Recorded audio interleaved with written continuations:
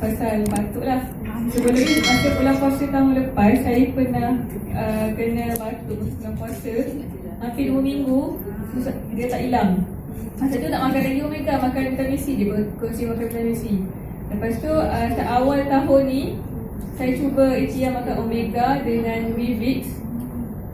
Dia tak sampai seminggu.